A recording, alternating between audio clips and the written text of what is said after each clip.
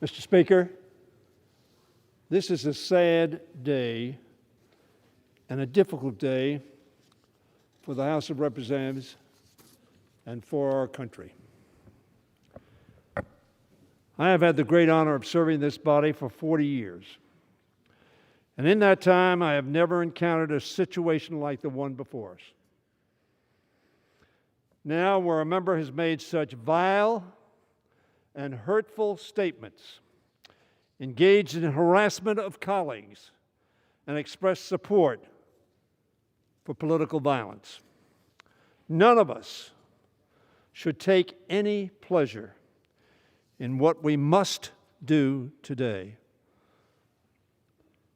But to do nothing would be an abdication of our moral responsibility to our colleagues, to the House, to our values, to the truth, and to our country.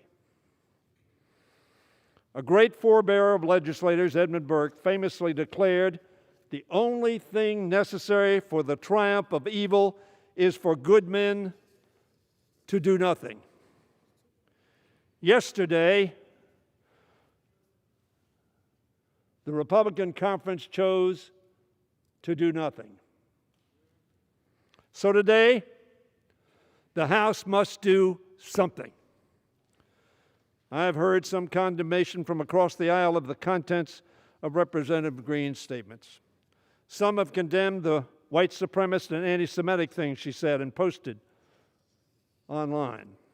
Some have condemned the falsehoods she shared about 9/11 and the horrific school shootings.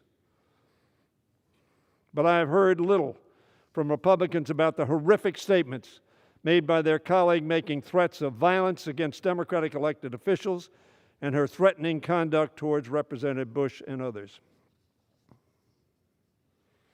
Indeed, Mr. Speaker, there seems to be much silence when it comes to her incitement of political violence. In the Washington Post yesterday, columnist Greg Sargent wrote, and I quote, "Whatever happens to Greene, Representative Greene, the truth is unavoidable. Republicans have yet to offer a clear and unambiguous declaration that political violence is unacceptable and has no place in their ranks." And I've heard too much about process and not enough about accountability.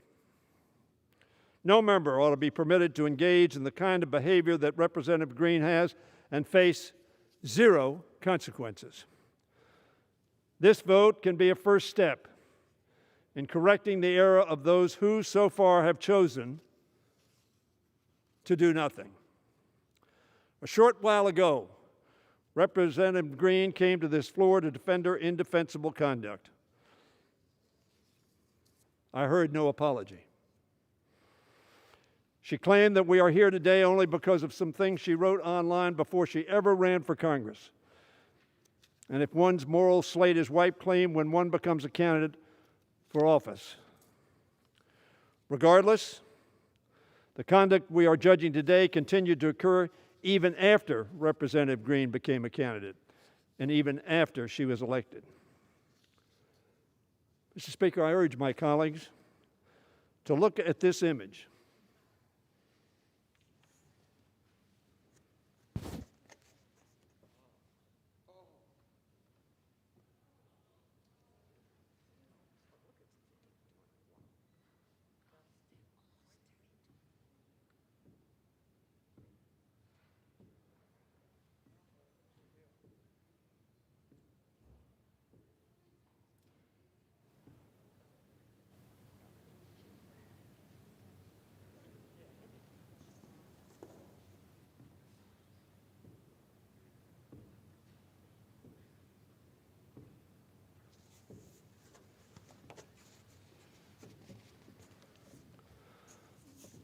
I heard about motherhood today. Two of those women, between them, have 6 children. They're mothers.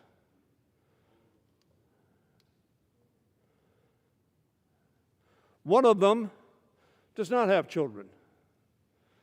And she's come to this body asking for more housing for people, for more health care for people, for more income for people. How awful. And they're not the squad. They're Elon. They're Alexandria. And they're Rashida. They are people. They are our colleagues. And yes, you may have disagreements. But I don't know anybody, including Steve King, who you precluded from going on committees for much less. And this is an AR-15 in the hands of Miss Greene. This was on Facebook just a few months ago.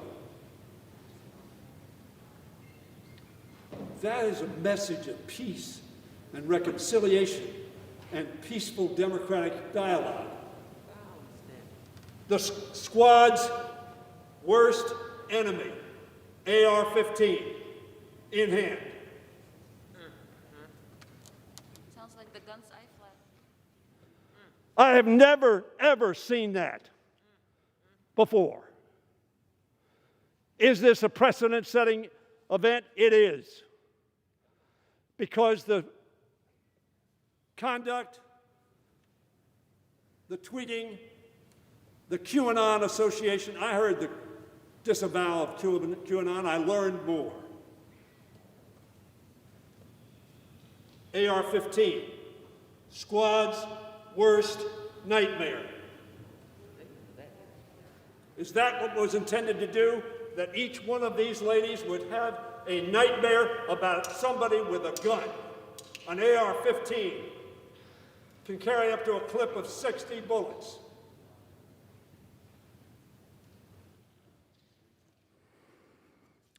I urge my colleagues to look at that image and tell me what message you think it sends. Here she is, armed with a deadly assault rifle, pointing it toward 3 Democratic members.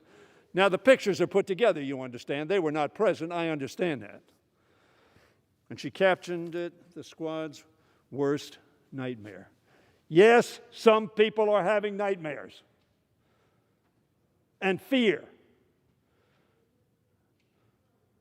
And some people who wanted to give other people nightmares committed sedition and broke into the House of Representatives and tried to stop us electing a president of the United States. These 3 faces are real people. There are 3 reasons we're here. But there are many other reasons we're here today. In 2019, during the same election cycle in which she ran, showed support for comments online that the quickest way to remove Speaker Pelosi from power would be, and I quote, a bullet to the head. Did any of you hear Steve King say anything like that? No. You removed him from all of his committees.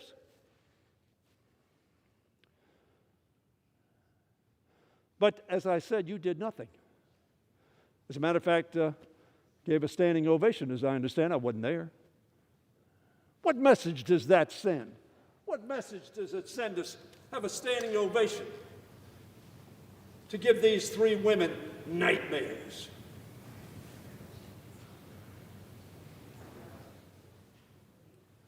Indisputably, these are clear threats to commit or incite political violence. Not from years ago, but just months ago. Imagine the pain that these members' families must be experiencing when they see pictures like this one. Imagine what our children think, their children, or when they know their loved ones are walking the halls of Congress and may encounter harassment as it happened to Representative Bush. So I ask my colleagues on the other side of the aisle, when they take this vote, imagine your faces on this poster. Imagine it's a Democrat with the 8 or 15. Imagine what your response would be, and would you think that that person ought to be held accountable?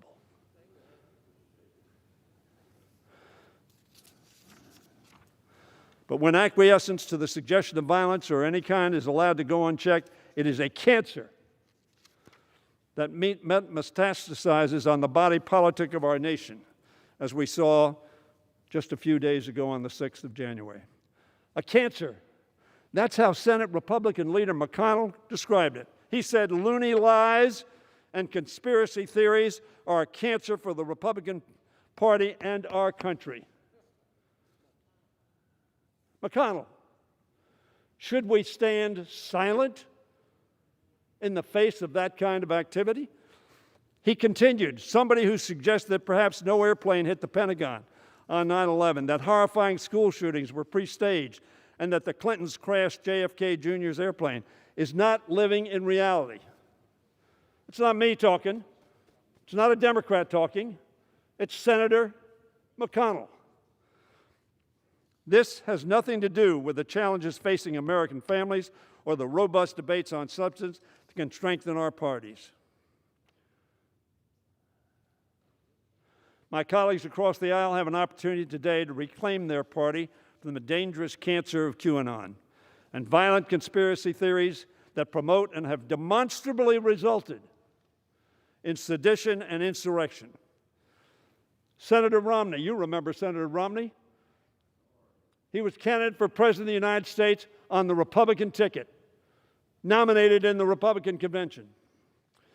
He said of his party this week, "I think we should have nothing to do with Marjorie Taylor Greene and think we should repudiate the things she said and move away from her. Our big tent is not large enough to both accommodate conservatives and kooks." Not my word, his words.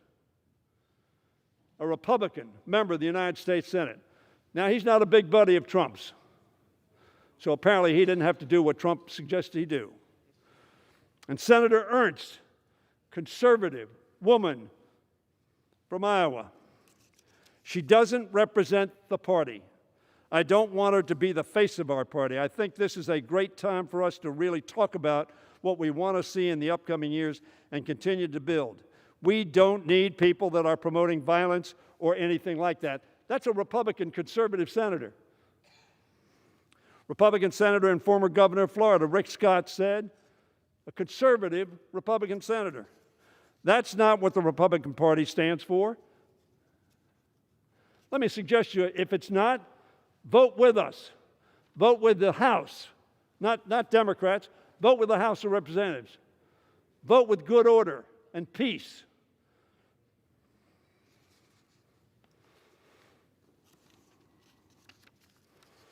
Furthermore, Senator Young of Indiana said, there ought to be no place in the Republican Party for the kind of views espoused by Representative Greene. That's what McCarthy said when you kicked King off all of his committees. This is not something you haven't done. However, sadly, you left it to us to do your job. Representative Cole called her statements extraordinarily disturbing. He said that yesterday. It's an old quote. And Senator Thune asked his fellow Republicans in the House, do they want to be the party of limited government? I think the answer to that is yes. Or do they want to be the party of conspiracy theories and QAnon? Furthermore, Senator Young of Indiana said, there ought to be no place in the Republican Party for the kind of views espoused by Representative Greene. That's what your Republican colleagues have said.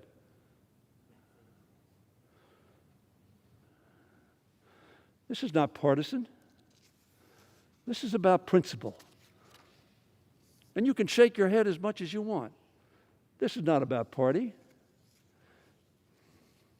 It's about whether or not you will vote for decency and truth, not being members' worst nightmare. I hope we can do it together. All of us embracing our humanity and our basic adherence to the Constitution. Edmund Burke, who I'd quoted earlier, said, the only thing necessary for evil to triumph is for good men to do nothing. Let us not do nothing. I often share another passage spoken so long ago by Edmund Burke when a new member arrives to serve in the House. It concerns the duty of a representative has to his or her constituents. His conclusion on that matter is that we owe them our unbiased opinion, mature judgment, and enlightened sense of conscience. What does your conscience tell you to do in light of this kind of assertion? Nothing? Burke told his own constituents that these virtues a representative does not derive from your pleasure, nor from the law and the Constitution. They are trust from providence, for the abuse of which you are deeply answerable. Your representative owes you not his industry only, but his judgment, and he betrays it instead of serving you if he sacrifices it to your opinion. This is not about polling. This is not about your base. This is about your conscience and your moral judgment. In other words, each of us ought to look inside our hearts to the answer we know is right and is best for the House and for our country. If the Republican Party, for less toxic language, took committee assignments away from Steve King, should they do less in this instance? There is no doubt that if somebody came to the Congress and had said before they came to Congress, I am for violent revolution against the government of the United States of America, that your party would say that's not somebody we want to be associated with. That's not what she said. I do not assert that. But should we do less than you did for Steve King, for far less toxic language? Let us not do nothing. Mr. Speaker, let us do the right thing. I yield back the balance of my time. Gentleman yields back the balance of his time. Gentleman from Florida reserves.